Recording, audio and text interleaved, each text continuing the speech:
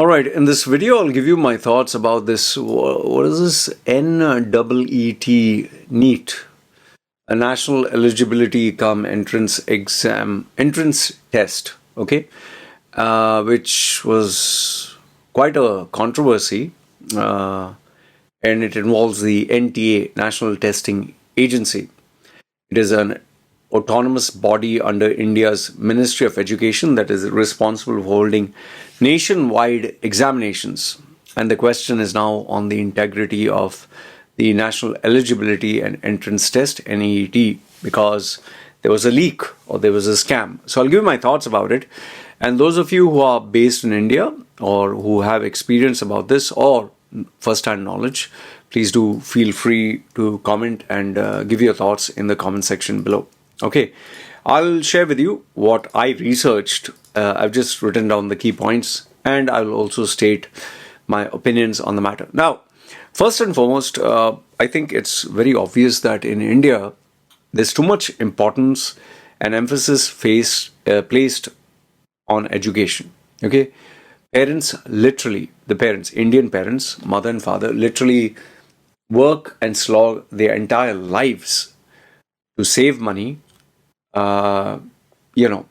They sacrifice their entire lives just to save money, to keep it in the bank or to invest in something, to hope that it multiplies.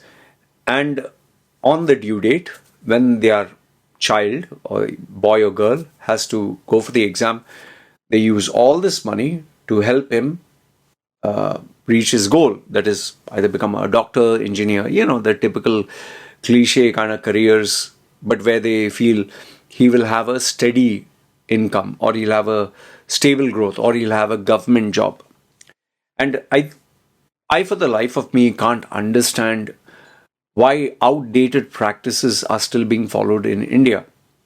Like a country, a nation that has 1 billion people, 1 billion, they just have one test or they have one governing body. How can you manage for such a population of 1 billion? Obviously, billion are not applying for the exam, but it's too big. The population is way too big. If you would give independent states their own little qualifier or whatever, I know it's easier said than done. It would at least make things easier. Now, would that solve the corruption issue? No, there would be corruption.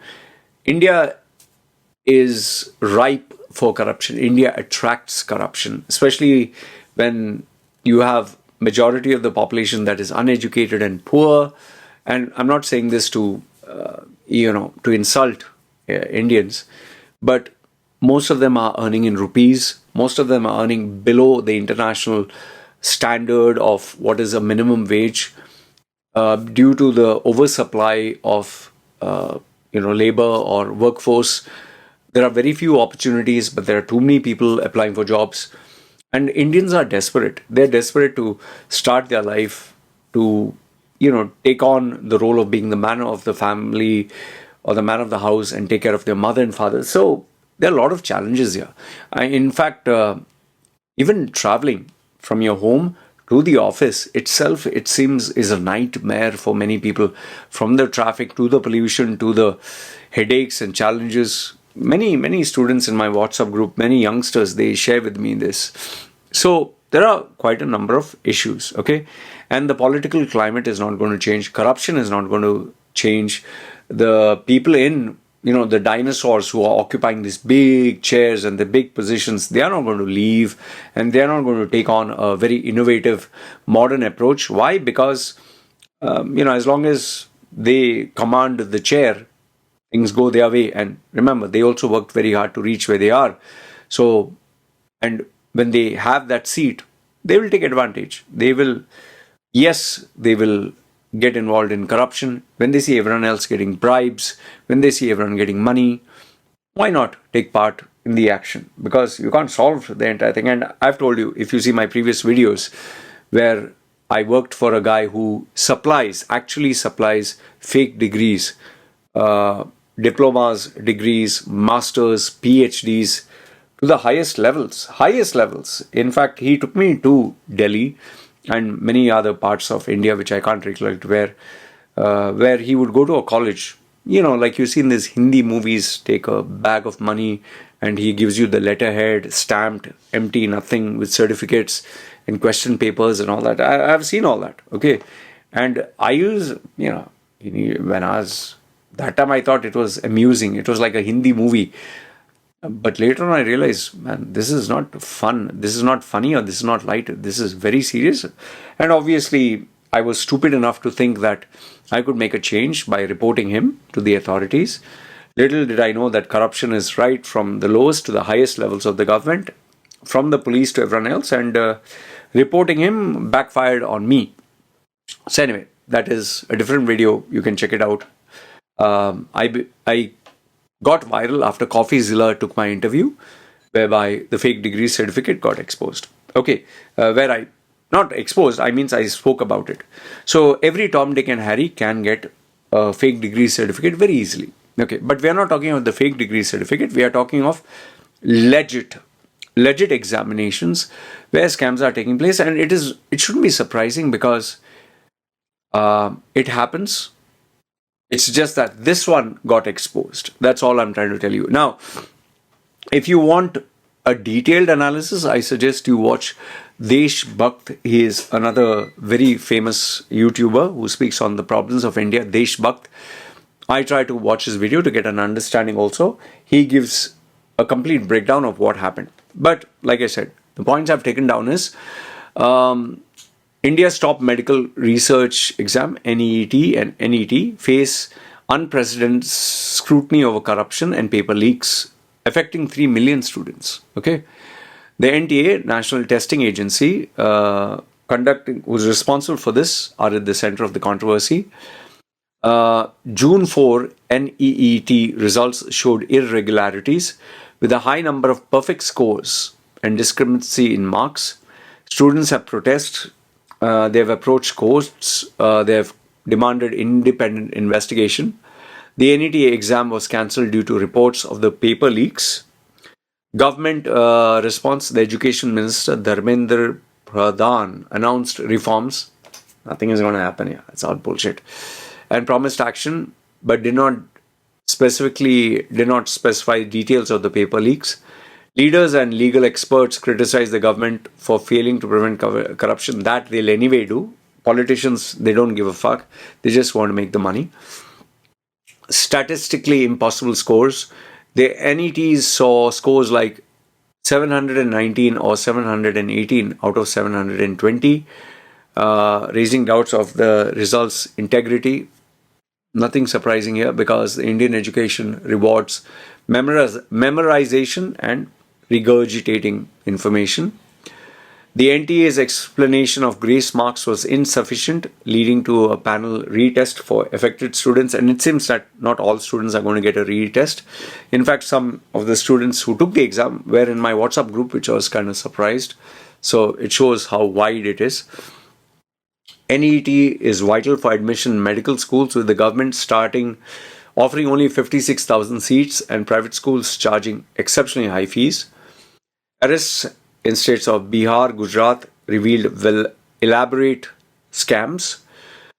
Student union, NSUI, and opposition parties demanded accountability. Nothing is going to happen again.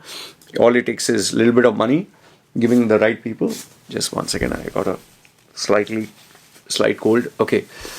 And then Supreme Court involvement has criticized the NTA but did not halt the medical seat allocation process. They can't do it. Then critics argue that a single national exam like NET is not suitable for a diverse country like India.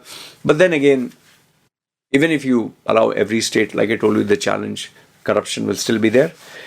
High pressurized coaching centers like Kota contribute a stressful environment with multiple students' suicides being reported. Yeah, this is because the parents, the society, they put so much of pressure that if you don't complete your exam, if you don't get good marks, your career is destroyed, you are destroyed, you will not exist. You brainwash young students like this, or youngsters, I mean, they'll think it's end of my life if I don't succeed. So it's not just the parents, It is the entire system that is to blame. I just, my daughter, I'm not obviously not trying to say that my daughter would want something like this, but me as a parent, I know I don't come across as a normal, typical parent, but I've told my wife that we are not going to pressurize our daughter to achieve, oh, you have to memorize and you have to get number one and all that. I just want her to understand what she's studying. That is important for us. And to enjoy the process of learning, not just high marks, learning. And I would rather teach her the real life education like business, managing finances, relationships. Anyway, it's not about my daughter. It's not about my style. We are focused on this one. Now, so what is the solution here? Sadly, there is none.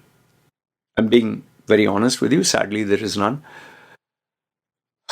3 million students, you can't give all of them a retest. It's not going to happen. It is not going to happen at all.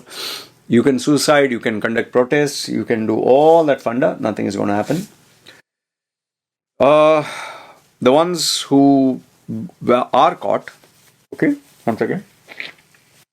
The ones who are caught, just to give a name to the crime, just to protect their asses, so to speak, they will crucify a couple of them. But that will not solve the corruption. That will not solve the problem. That will not solve scams from happening. This is going to continue. It's going to continue. And they're going to stop maybe one way. They're going to start another way. And if key guys are caught, that doesn't mean the other guys don't exist. I hate to say this, but there were people who did connect with me on Facebook and social media during the days of when I was working for that guy. He's still existing. He still shamelessly sends me emails of new degrees that he's trying to create, but trying to show that he's legit now. He's still there. These people are like cockroaches. They will never die. They will continue to exist because they have tasted free and easy money. You think they want to go down the path of giving all this up and becoming genuine and honest and law-abiding citizens and earn less money for more work? No, impossible. So it's never going to stop. So you kill one, 10 other devils are going to grow. So it all comes down to you. What are you going to do to protect your ass, to save yourself, to help your career, your future, your family, your investment, your money? So I would just say to all those students who are affected, you just see what can be done for you. Taking this system to the courts, yeah, you can conduct protests, you can stand outside the court, you can demand whatever you want to demand. Hope it works, but have a plan B. If it doesn't work, this is what I'm going to do. This is how I'm going to save my ass. And in the end, I'll tell you this, that I always tell people this, no matter, even if you're a good guy, you're a bad guy, you're a saint, or you're a sinner, you can't fight against the system and win. You cannot fight against the system, because remember, you can only fight with one guy at a time. You can't fight the whole gamut of everyone involved in the corruption. And there are so many people at so many levels. This is what I realize when I try to take them to task, legally. It's impossible. It's impossible. You can just catch one guy. You can't catch everyone. And in the end, they'll team up together. Like I always tell people, don't come in between a guy and his money. If you do, he will destroy your life. No matter who you are, no matter what you are. And that's something I've realized the tough way. And which is why I don't get involved in, getting people in trouble, even if I know who they are or have the evidence. I don't want to get in, because you get in between a man and his money, no matter how good he is, no matter how harmless he looks, you are going to make him want to come for your pound of flesh. And he'll be your enemy for life. So I genuinely feel bad for the NEET students or NET students. I would just say focus on your solution. Focus on what you can do to minimize damage, minimize the loss, and try to figure out how you can circumvent this disaster. And yes, my standard advice to almost every young Indian: get the fuck out of India. Go to a country that offers you citizenship and takes care of you. But don't think that once you go migrate abroad, you're going to earn millions and billions. You'll face a new set of challenges. Most probably, you'll get a very average life, but I can assure you it'll be at least much better than what the hell is happening in India. Do let me know your thoughts. Let me know, do you think this problem is going to get sorted out? Do you think 3 million students will get justice? Do you think the ones who got conned or ones who got cheated in the bargain, will they be compensated and how?